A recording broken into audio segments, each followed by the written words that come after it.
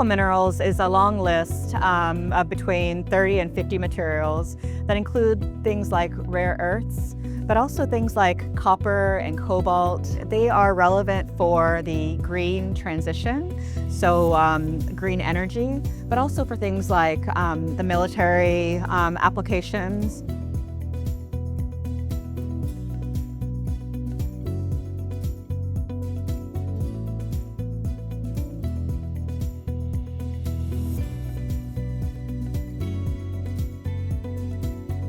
We are falling short in making energy transitions more equitable in three important ways.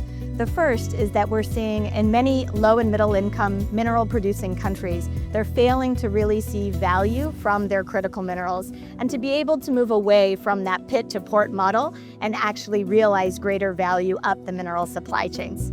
The second area that we're really falling short is we're seeing a rollback in some of the key governance standards that have been essential to that equity and justice and to ensuring that transition minerals are benefiting the public good and not just the private interests.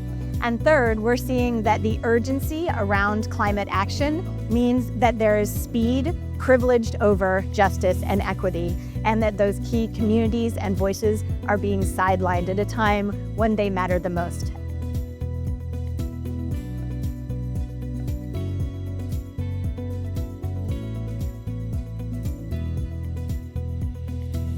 For a clean energy transition, what we really need is governance over those, right?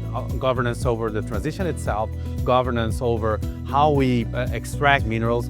The role of international organizations, international institutions is really vital here. First, they can help countries, especially governments, to increase their capacity and have enough knowledge either to negotiate the deal or to monitor the implementation of different contracts. Some years ago, 2015, there were some political scandals in Chile which actually involved one of the two lithium companies that was illegally financing political parties. This was like a huge moment within this huge campaign, proposing, going to Congress, going to these discussions to make pressure for the advancement of these reforms. CRED is a member of the Extractive Industries Transparency Initiative, so-called EITI, and it unites a lot of civil society internationally and also on the local level. And we are constantly in contact with them, trying to organize discussions with the local communities, but also with companies on how to better organize this or that project at the local level. So I think there is a fundamental radical rethink all of us must engage in. It is how do we form at the community level interrelated, interconnected communities from Latin America, from Ukraine to Asia to elsewhere, of countries that actually hold these reserves, and these communities to be able to assert as a collective, whether it's within the multilateral system or elsewhere, their right to development.